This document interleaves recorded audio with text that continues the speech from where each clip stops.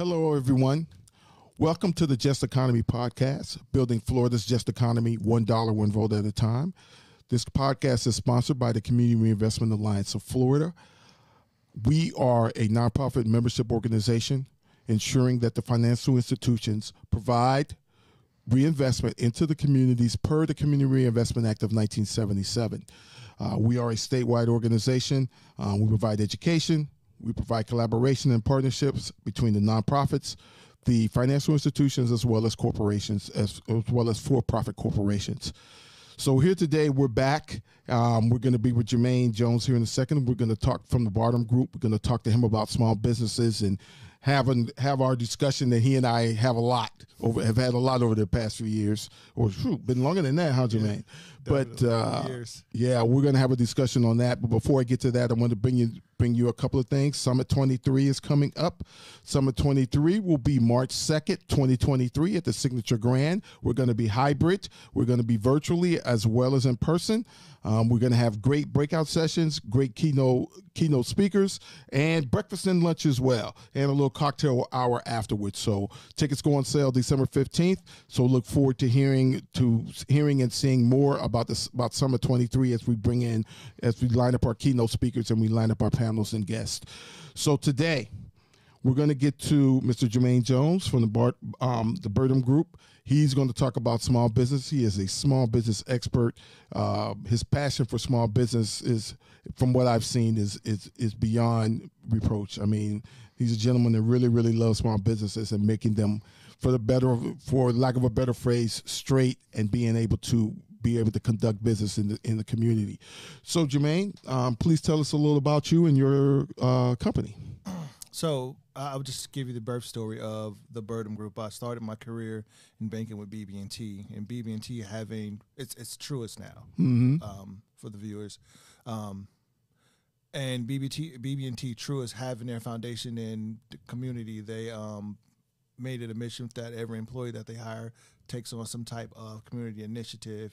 So my initiative was working with small businesses in the region I was working, which was Baltimore, Maryland, and I started there working with small business folks that got rejected from business loans. At the bank level, small business is a business that can take a loan of $500,000 or more. And unfortunately, a great majority, I think, like 90% of the businesses in America are micro businesses. So $500,000 is way too much money for a business of that size. So I started, contemplating in the office one day, hey, how could these small micro businesses get the quality consultant services of your much larger corporations, right? And it all started from there, having the skill set and knowledge. Just took it upon myself to start this company to provide micro businesses with the high level services of big corporations. So Jermaine, I heard Baltimore, Maryland. So a little personal history. Tell us, how did you get from Baltimore, Maryland to Miami? Well, I'm originally from Florida. I was recruited by BB&T out of graduate school at the University of Central Florida. So they took me through their bank executive program called the LDP, Leadership Development Program, in 2006. And after completing the program and going to banking school, they moved me to, they had just bought the Bank of Maryland and Colonial Bank and Bank of First Virginia and Bank of Atlanta. So these were new footprints for them in regards to like growth. So they moved me to Maryland. Okay. So we're glad that you came back home and decided to open your company. So tell us a little bit about your company. What does your company specialize in doing? Well, just understanding small business in the three phases of small business. Well, it's the three phases of every business that eventually, whether it stays at a micro business, traditionally classified small business, or grow into a big corporation, it all starts with, the idea, the inceptions, and innovation. So my company focuses on those three things. We catch the small business at different phases. When you talk to small business owner, they will tell you, hey, I'm here. But in actuality, when we go in, we look to see if there's somewhat, from the idea, inception, innovation phase, and most of them get stuck in the inception phase. So we focus in on going into making sure initially that the business operationally is sound, to go in and make sure that the business, any deficits that the business might be suffering, we address. And sometimes some of the businesses, they need to close because the business that the small business person wants to go into they don't have the capacity, the resources to really see it through. Let me say this about Jermaine. Jermaine is very, very straightforward when it comes to small business. And when he talks about small business, he talks about it from the heart. And Jermaine has no problem with telling, okay, you may need to close because you're just not there yet. Maybe you're not properly set up, or you're not taking care of your finances. There's things you're not doing, and maybe it's time for you to close. And trust me, he's so honest about that. He will tell you that in a heartbeat. Don't get me wrong. He loves to encourage you to do the right thing, but he's not going to let you continue to not do the right thing and then lose the company eventually either. He wants you to preempt that fight.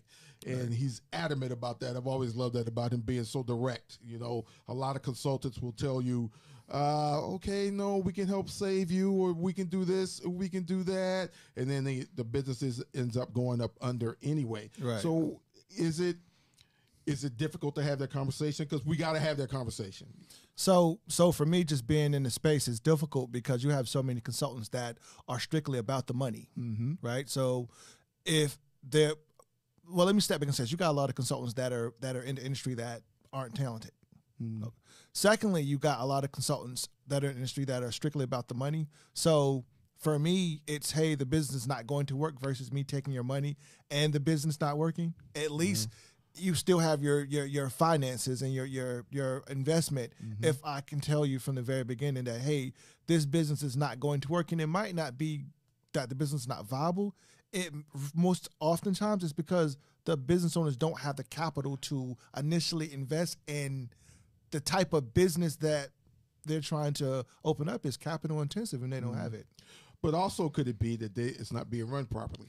Which is why you come in. For sure. One of the reasons you come in. So in my experience, what has happened is initially when the business owner opened up the business, they have the proper capital to invest in services to bring in consultants to help grow the business. But what oftentimes happens is when you approach them and they have the capital, oh, I know what I'm doing. I know what I'm doing. And 100% of the time, well, I would say a great majority of the time, when they've accepted that they needed consultant help, the money's gone. So it becomes a lot more difficult to provide them with services. So when you think about how the government funds micro businesses, it's more so in educational, in educational space, not necessarily the lending space. So you get the educational piece from one of the enterprise agencies, but you still need capital, and that is where the problem is. Because now we can develop a strategy to bring you back from the abyss, but we need money to be infused in the business to do so, and that's where the problem lies. So you said something very, very interesting. Me and you have talked about this many, many times. You talked about how the business owner says, I know what I'm doing. 3 words that can seem to be the death of any business, that goes under, is that the thinking that you know everything already and you know exactly what you're doing, but there's got to be aspects of it that you're missing, correct? Definitely, but you got to remember, most entrepreneurs are blinded by their dream and their passion. And to go a step further, most small business owners are great at what they're doing for the business, but they don't understand the business side of the business. For example, your aunt can be an amazing baker.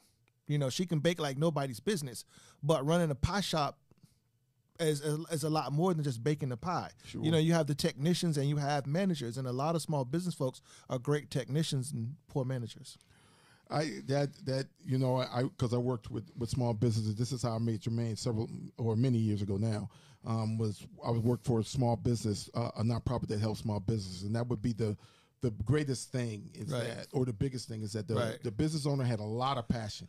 Right. A lot of passion, but there's a business side to business. There's a business side to business, and Jermaine is very, very adamant about that business side to business. Right. How do we help you turn your passion into something that's profitable, something that you can be proud of, and something that you can pass along to in generations and keep building on, right? Right, definitely.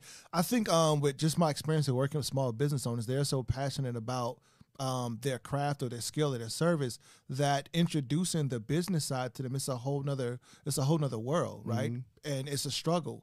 Because just think, how long did it take them to become this great technician? It took years for them to hone their skills. Sure. Now I'm saying to you, hey, now I want you to change gears, right? And I want you to become this manager. the CEO. I want you to look at staffing. I want you to look at price points. I want you to look at, I want you to look at margins. I want you to get, in a sense, remove your emotions and think more logically, right? And I say that because I've often had to tell, a lot of my clients, like, hey, you need to charge for that. Or, I know you know them and you care and, you're for the people, but at the end of the day, you're in business to make a profit. So you have to separate your emotions from the logical side of the business, and depending on the client and the business that they're in, it's difficult to do. Jermaine is excellent at doing that and making folks see take the emotions out of it. Let's look at the business side, because every entrepreneur has emotion and passion, or they wouldn't be an entrepreneur. It is what it is. Right. It takes passion and it takes emotion in order to do that. But being the part of separating that side and being to looking at the words that you don't want to hear, profit margins, and how much are you charging for this, and do you know where your break even point is. Right. Those are words that as entrepreneurs we don't want to hear that part. We want to do what we want to do. Right. Gauging our passion to make money from it. That's what we want to do. Right. And oftentimes I tell people you got to talk to people through their money. Right. So, oftentimes I'll lay out the numbers and everyone, for the most part, that's an entrepreneur, has made their way through grade school. So just simple math, everyone understands. So when you lay it out in a simple math standpoint and you kind of do a cash flow analysis and say, okay, so here we're starting here. This is what we pay for costs and goods and services. Here's what you're charging. Hey, did you pay yourself? Did you pay your staff? Here's insurance, taxes, and all of this stuff. And then we get to the bottom line and we're in the red, right? So they oftentimes say, well, you know what? I really, every small business owner and micro business owners will say, I just need the money. And I say, okay, so let's pretend that we've gotten the money, and we take the money and put it against their business model, and we're still in the red. Now what? Now because we didn't take all those factors that you just mentioned into account when we were doing this, probably and I would venture to say, Jermaine, that a lot of it is because they didn't know to take those things into account. They didn't. It's not that they didn't want to. It's that they just didn't know to bring those things to account. Definitely. Correct? That's correct. But the difficult part is once you get an entrepreneur that has been in business for a while and you bring the stuff to their attention and you say, hey, you know what, we got to let such and such go, or we got to stop doing this, or we got to stop doing that. I know you like making this one product, but we got to stop it because it's not making us any money. We need to just solely focus on these few products that are making us money. And usually the product that they love be the product that's not making the most money. Wow. Or the employee that we got to get rid of be the employee that they love the most. But I'm like, what do you want to do? Do you want to develop a nonprofit and have a social club so you guys can hang out? Or are you trying to have a for-profit business and make money? Now, you let me know which one you want to do, and I got the strategy for us. All right. See, I told you he was straightforward. He doesn't mince words. So let's talk about one of the things you and I talk about all the time, and that is loans, taking out loans or getting grants for the small businesses, and the fear that the small business owner feels when they get that money, when they do get that loan. Right. Ooh, now what? Well, you and I have always talked about this, right? So I think oftentimes when a lot of the small business owners get the grants, right, the underwriting for the grants aren't as stringent as the underwriting for the loans, right?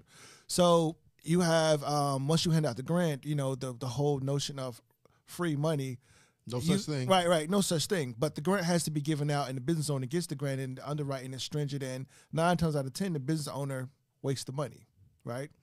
So now we talk about the loan piece. Right. So now the business is a little more buttoned up because you got to do some type of underwriting, and they get the grant dollars, right? I mean, they get the loan.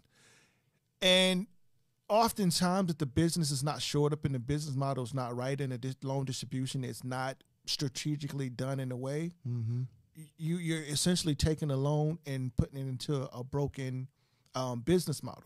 But let's say the business model isn't broken when you do the loan. Now that the business owner got this money, they want to try something new that wasn't originally in the business model. There's always that grass is green on the other side of the fence. Yeah, deal, so then the loan organization and the underwriter's like, okay, we did the loan based on the business model you presented. It was viable. Now that the loan is cleared and you've gotten the loan money, you're doing this other thing that has nothing to do with the business. That is that's the other thing. And you and I've always, I pitched the idea to you or when you're doing a small business or micro business loan to pay it on the draw in conjunction with a consultant phasing out the different pieces so that it kind of staves off this from happening in a sense. So yeah, that is in your experience. In our experience, that is what has happened in the past, where you get the loan with a business model established, and then the business owner tries something new once they get the money. Yeah, that's something that every business say, okay, I'm gonna get this loan, and then once I get this loan, I'm gonna start this whole new thingy. That has nothing to do with what I've been doing for the past 20 years. I'm gonna start this whole new thingy because I saw it somewhere and I kind of believe it, and I got belief in it that that's gonna work. Right. But if you're not strategic about that, you can't just take a $50,000 loan and say I'm going to throw it all into this new product or this new project.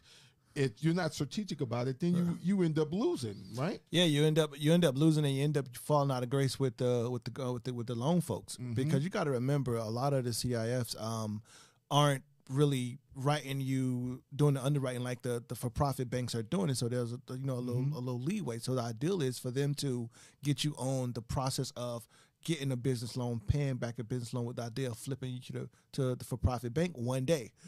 But they gave you your shot and you screwed it up. So what has it been your biggest challenge as a consultant with a small business? What do you see it as your biggest challenge? And what I mean by your biggest challenge, I mean getting them to understand that they may need a consultant. Right.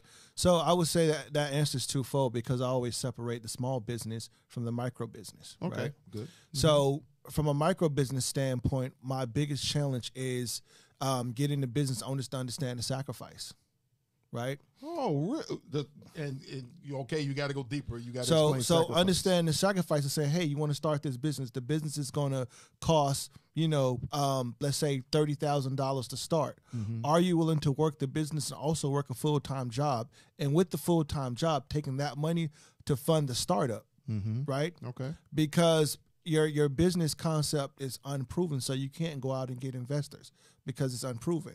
So initially, you have to come up with the startup money, but what that's going to require you to do is to work a job, take a great majority of that money and dump into the business, which means you got to develop a personal budget and live a certain personal lifestyle that's extremely cheap. Are you willing to work 40 hours at someone's job and then spend the next hours, because there's 24 hours in a day? Sure. Are you willing to give yourself the rest of that time? Right? Are you willing to go on? Are you willing to set your menu where you're eating chicken and rice and broccoli 3 times a day for 2 or 3 years? And how many times have we heard that about big companies who the owners started small and they'll tell you, boy, I ate ramen for 3 years. Right. So that's all I ate. Right. So when I've said stuff like that to micro business owners and aspiring entrepreneurs, they look at me like, what? No, I don't think I can do that. Okay, this might not be for you. You may need to go find a part-time job to match up with your full-time job and ride off into the sunset that way. Now, your small business owners, the challenge that I find with them is they're already cash strapped. So when you talk to them about paying for services, they're like, my money's already tight, and they can't see the long-term residual value of having a consultant coming in to structure everything in a way that for the betterment of their company long-term and increase their profit margins long-term. They can't see that because they're cash strapped right now. Well, that sounds like a serious challenge for you there, Jermaine. Yep. I mean, in order to convince them, especially small business owners who've already been in business for several years, they may be doing well or not so well, or maybe just teetering on the line to profit.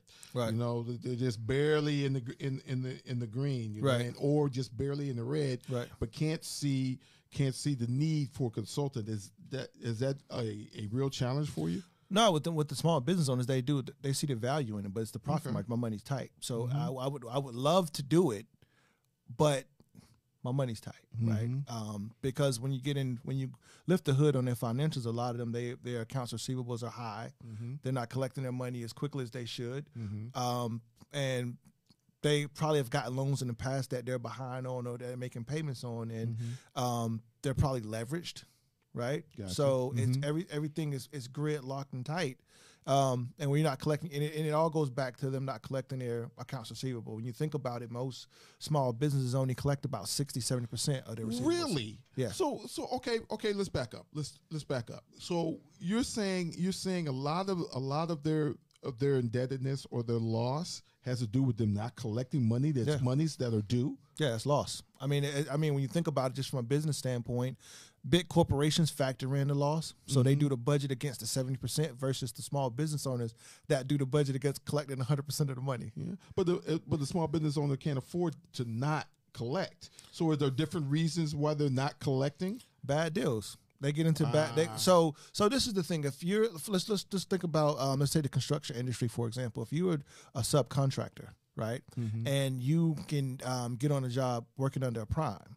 Now the prime, as a primary contractor, they have the direct contract with city county government. So if the city county government contract say, hey, we're going to pay 90 days from when you properly submit invoices. Notice I said properly. Okay.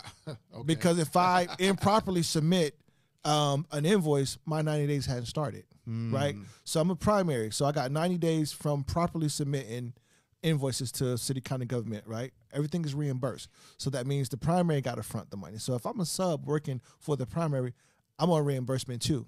Now I can't do 90 days because the primary is doing 90 days. So I got to do maybe like 120, 180 days. And that's if everything goes right, because it's a lot for a small business. It is, but what oftentimes happens, a lot of small businesses don't know that, so they do 90 days, and that 90 day matches up with the primary 90 days, and it's a disaster. Wow. Because even if the primary got paid on time, you're not getting it in 90 days because they're on 90 days, right? So the primary underbids the project, so they're not going to necessarily take the loss. So what oftentimes happens is everything rolls downhill. So you can't tell a subcontractor, a small business, not to chase a deal because they're hustling.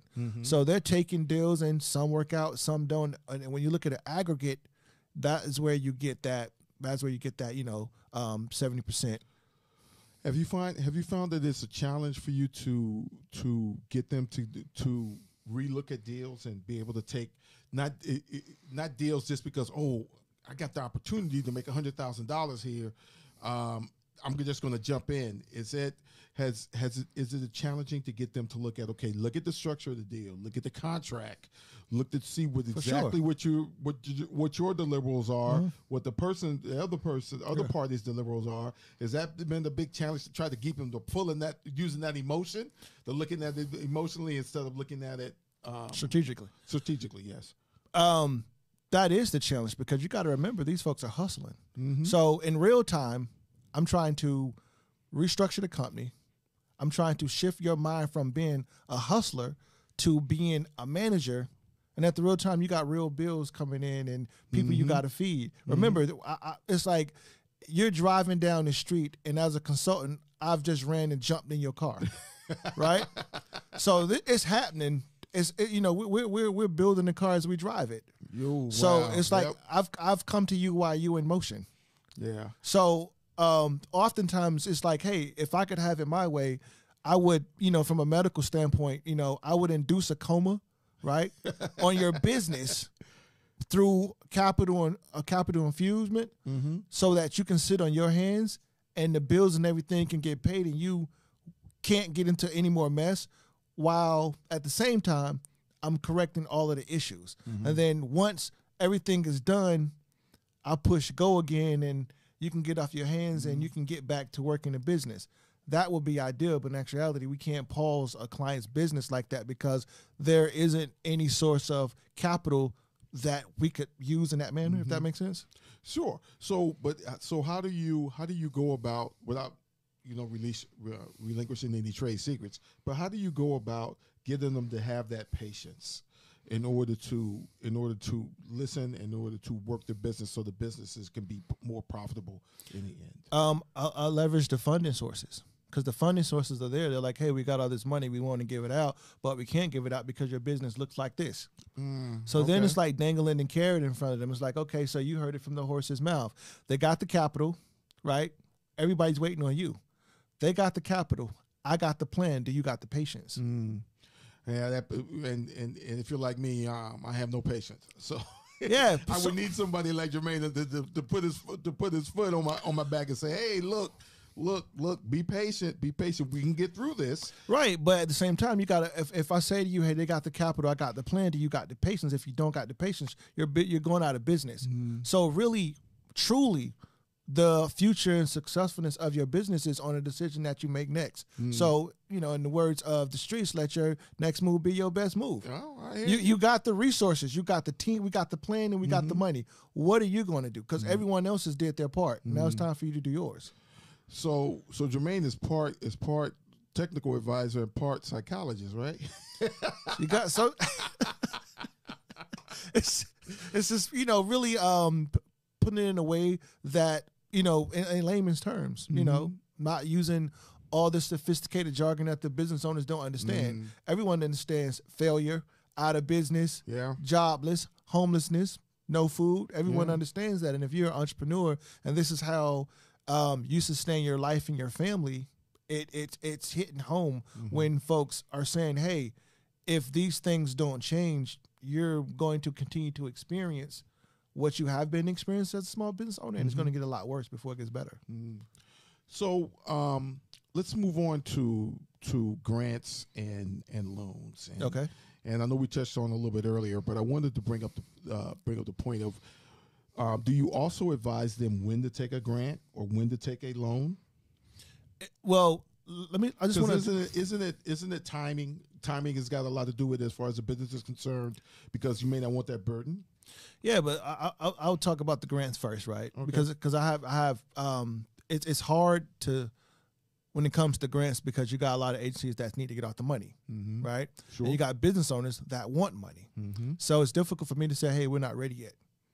And the business owner said, well, it's free money. And the agency saying, hey, it's free money. And the agency saying, we got to get off the money. Sure. And so it's difficult to compete with that, because in essence, things happen inside of certain agencies that allow for it to appear that the grants were given out in the proper and right way. It's, at the end of the day, it's business, because if you're an organization and you get these grants from these funders and you don't get off of them in the future, the funders are not going to deal with your organization. So in essence, it's like a pressure situation. So at the end of the day, you're going to do what you got to do to get off the grant funds. And you got this business owner that's saying, I need money, I need money, I need money, I need equipment, I need this, I need that. I have no power in that, because I'm telling you not to get something that you think you need, and this organization is saying, I got it for you to get. I got it to give. Walk away from. Yeah, you can't. So in regards to the business loans, it's different, because there's a repayment. There's a lot more requirements and expectations with that, so it's a lot different. I got a lot more leverage there, because I got the plan, because you got to go through underwriting, right? And I got, in essence, the answer to all the questions that the underwriter may have, right? They want to know about market conditions. They want to know about pricing. They want to know about your financial position, just financially. They want to know tax structurally how you're set up. They want to know that you're set up correctly. They want to make sure that you have operation agreement. They want to make sure that if you are a S Corp, that your stock purchase agreement, so it's a solid. So that is a lot of stuff. Those are things that I can kind of leverage and say, hey, we need all of these things to get through underwriting. So the business owner is more inclined to listen a lot more when you put it that way. So I got to ask this question. Sure. Have you ever told someone not to take it, not to take a loan? Yeah. Because like I told them, I said, remember, you got to understand that this loan, first of all, you can't pay it back, right? You can't pay it. Yeah, you can't pay it back. You had a good year, right? But this untraditional thing happened this year. If we look at your 5 years say something totally different. This 1 year, something happened that was great.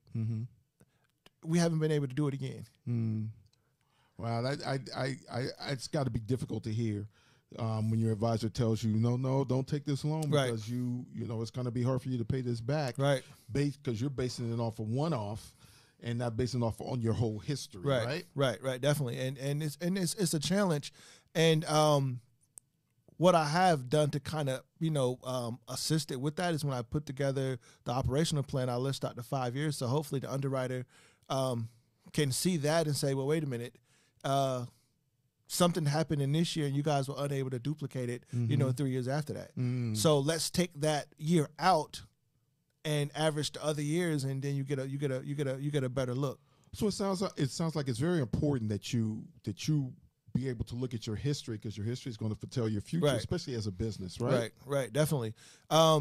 I often tell folks to kind of look at their history, because there's a lot of financial information that you can analyze that kind of give you an idea of the economic market, right? Because it's tied to it. It's not just saying, hey, the company did this and we grow, the revenue by this percentage. It's like, okay, so economically, what was going on that allowed for you to grow the revenue, right, or to grow in this product or SKU line? You got to ask those questions. Okay, so where is it going? Because that way it allows for you to come up with a better strategy going forward. So the pandemic is a perfect example, right? Because you figure, especially in the beginning of the pandemic, when we were told to wear masks and nobody had masks, but maybe your company had masks for some reason or another, and you were able to make a killing in 2020 and 2021. Right. But that was a one-off, because after that, everybody, you could pretty much buy a mask everywhere, right? Definitely. So it's what we like to call environmental scanning. When I talk to a lot of clients, I'm like, okay, we look at it again. Environmental scanning. Okay. So that's when you look out and see, I guess, like what's hot, right? At that particular moment. And then you say, okay, how long will it be hot? So it's about getting in and out, right? So you mentioned the mask, right? So you had a lot of folks that say, hey, you know what? A lot of people that were short-sighted. When the pandemic happened and the mask shortage was out, and you had a small group of companies that were making masks, they're making a killing, right? So then you had other entrepreneurs saying, you know what? I'm going to start making PPE. So they dumped a lot of money in PPE and started a business, right? So ultimately what happens is that when you do that, is PPE going anywhere? No. Is the sale of it going to slow down? Yes. Are the much larger players going to be able to cut you out of the market?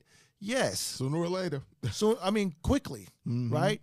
Because they're buying at a volume that gets into at a certain selling price point that you can't match. I see what you're saying. So they're going to be a big, larger volume than you. They got more access to inventory.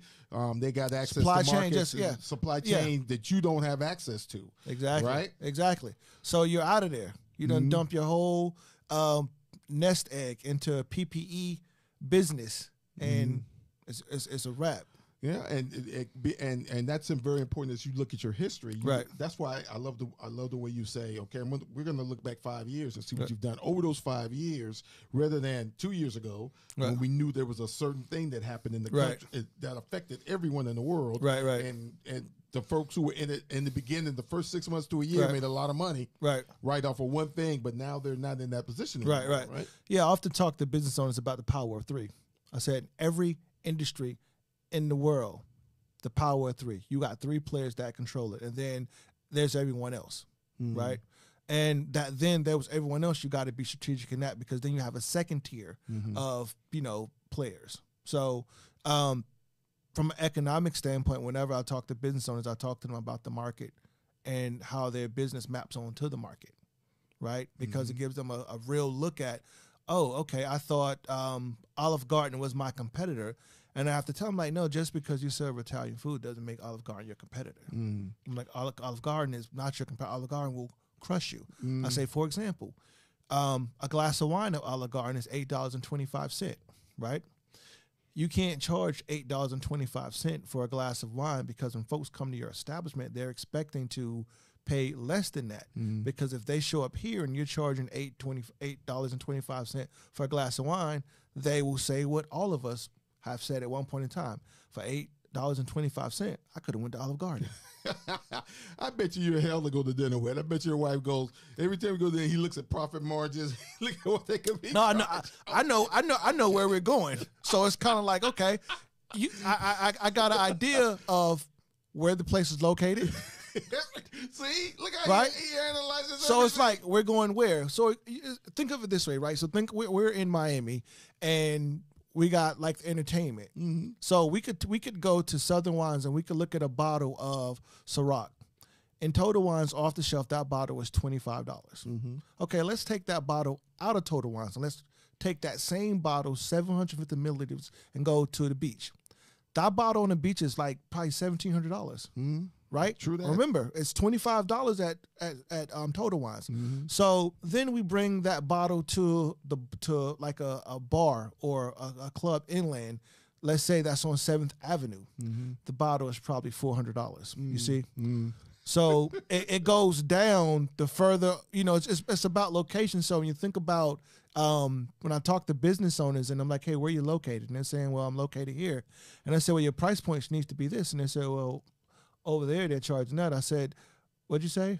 Over there they're charging that. And I said, over where? They said, over there. And I said, what's over there? Oh, that's the beach. Right. Mm-hmm. Everyone expects to pay more.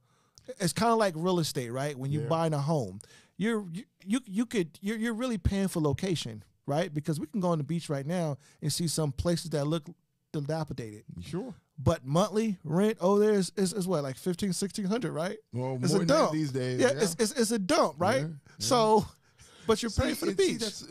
That's so important that he's talking about location as well as the product that you serve and how where you're located at actually can dictate prices. Right. Because I'm a firm believer that when you cross the intercoastal, everything goes up 40%. It does. I'm a firm believer in that. I can give you a true example. So I was visiting a friend, and we go visit. We go visit some friends down in Pinecrest.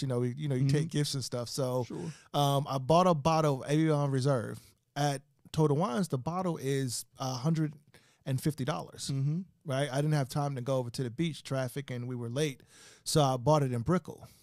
Right. Wow. I paid about $230 for that same bottle in Brickell. So the markup, just being downtown. Just being downtown. Yeah. Because if you had bought it in North Miami, for instance, you would have paid a lot less. Yeah. I would have went to Total Wines and got it. Yeah. Exactly. So I often tell business owners, you gotta, in regards to pricing, you gotta look at location. Perception is reality. Sure. If someone got the perception that this product should be this price point at your location, 9 times out of 10.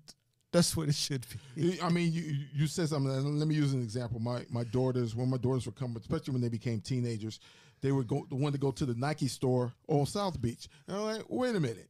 You want to go to the Nike store on South Beach and get the same shoes that we can get at the Intercoastal Mall, or Aventura Mall, or the Falls that we can get. Because you know who's paying for it. Yeah. I'm going to pay probably 30 to 40, maybe 50% less. But my girls will say, but Dad, I want to be able to tell people I bought them on South Beach. I said, well, we can go to Aventura Mall and buy the shoes, and you can tell them anything you freaking want. They don't got the pictures. They don't have the pictures for Instagram. Okay, gotcha. Yeah, okay, I see your point now, because I definitely didn't see it as far as they were concerned. It went right over my head. Yeah, they don't got the pictures on Instagram where they at the beach. It went right over my head, because I didn't. But you see the power of perception. Sure, exactly. That's what you were talking about just now, the power of perception. And price, their perception is that Dad, they had to have to be able to say that I bought the shoes on South Beach. Right. You know what I mean? Because the South Beach is known. Nobody knows Aventura. Definitely the Falls. Nobody knows the Falls. Yeah, nobody knows the Falls. Yeah. You know what I'm saying? Or the North Miami Beach, the 163rd Street Mall. Nobody knows those. Yeah. But I say I bought them on South Beach. Duh. That's political capital. Yeah. Yeah, man. So that's I mean, you just laid it out for me. I really, really appreciate that. That was really great. Yeah. About the perception and location. So businesses have, So what do you say to businesses who are we cannot use that same analogy for businesses who are online or home based, can we? We can, but it's different, right? Mm-hmm. So I have some online business folks. So what I say to them is, when your perception is, it's really important that your online business reflecting your pricing, right? So what I mean by that is you got to price it at a price point where you can tell your customers that, hey, I don't have overhead, so I can give you the best pricing. Think about Walmart. Walmart has demand pricing, not because they don't have overhead, because they buy so much, right? They can say, hey, they buy so much in bulk, they buy so much. So it's like, hey, I want to buy the flat screen Samsung TV. I know you normally sell it for $1,500, but I want to buy it for $500 so I can put a markup on it and make money. What do you think Samsung say? Remember, I'm Walmart. I'm everywhere. Yeah. And they say, okay, and do it, right? So with your online folks, it's the same way, because you're still selling a branded product. You're still selling a quality product, right? So it's but with that, you got to play with your pricing, but that goes back to acquisition costs. Okay. Right. So that's where, it's all about margin. It's all about profit, because folks think, hey, if I buy it online, I should get it cheaper. Or, in this new environment, e-commerce space, folks like to do online shopping. So now it's about having, it's about understanding the product that you're selling and the comparable products that are out there, because you got to line your pricing up where they kind of fit in at. I always tell my clients, I always use the example of going to Walmart in the back and they got all the televisions on the wall. And they're all 45-inch televisions and they're all color televisions. But when you go back there, they're all priced different from left to right, right? I'm like, how do you think they come up with that pricing? It's about perception, right? You got the Vizio, it's $143, 45-inch. You go all the way to the end. You got that Samsung OLED, and now it done jumped up from where it was $400 here. It's jumped up to like $17.99 down there, right? And you're like, well, how did the televisions know to rank their pricing based on their brand perception?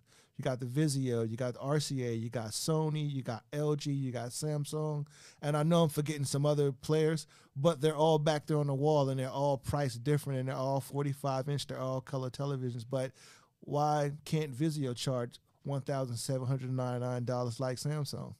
Perception. Their brand, the perception of their name and their brand, right? So online is no different. It's like when you're online, it's no different. You just got to make sure that if your product is comparable to another product, that the pricing is right. But then also when you think about being an online business, then that ties into your web strategy, right? Because, you have, the different search engines change up there, the algorithms and stuff like that all the time. So I was talking to a client last week, and we were talking about his website, and I said, hey, you got to build a new website. And he says, no, I just want to go in and change a couple of things.